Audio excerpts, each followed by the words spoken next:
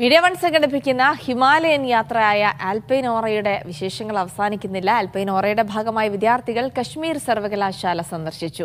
സർവകലാശാലയിലെ botany, pharmacy വിഭാഗങ്ങളിലായിരുന്നു സന്ദർശനം. പരിപാടിയിൽ പ്രഗത്ഭരായ ശാസ്ത്രജ്ഞരും അധ്യാപകരും കുട്ടികളുമായി ആശയവിനിമയം നടത്തി. കശ്മീർ സന്ദർശനത്തിന്റെ രണ്ടാം ദിവസമാണ് ആൽപൈനോറ സംഘം സർവകലാശാലയിൽ എത്തിയത്.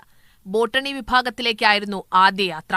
സർവകലാശാലയ്ക്കുള്ളിൽ തന്നെയുള്ള ബൊട്ടാണിക്കൽ ഗാർഡനിലൂടെയുള്ള സഞ്ചാരം കുട്ടികൾക്ക് പുതിയ അനുഭവമായി.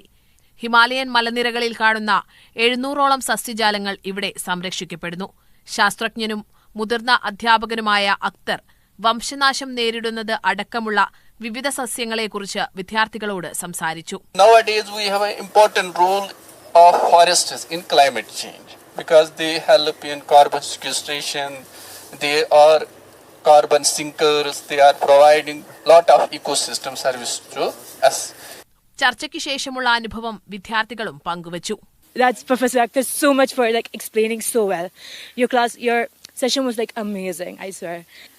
Biodiversity is back in Kerala, there's a lot of biodiversity, but coming here really shows you the amount of diversity, like the needles, like the coniferous plants that you couldn't find back there. It's really unique to see it up here in person, pharmacy വിഭാഗത്തിലേക്കായിരുന്നു പിന്നീടുള്ള യാത്ര.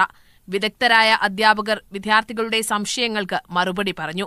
Applied science വിഭാഗം മേധാവി doctor Nisar, pharmacy വിഭാഗം മേധാവി professor നഫീദ തബ്ബസും professor Zulfikar Ali എന്നിവർ പരിപാടിയിൽ പങ്കെടുത്തു.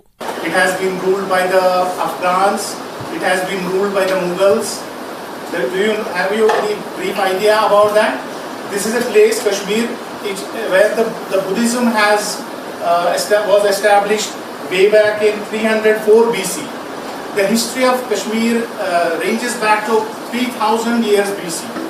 കാഴ്ചകൾക്കും അനുഭവങ്ങൾക്കുമൊപ്പം കുട്ടികളുടെ അഭിരുചിക്കനുസരിച്ചുള്ള പഠനാന്തരീക്ഷം കൂടി ഒരുക്കുക എന്ന ലക്ഷ്യം മുന്നിൽ വച്ചുകൊണ്ടാണ് ആൽപൈനോറ മുന്നോട്ടു പോകുന്നത്. Media one, Kashmir.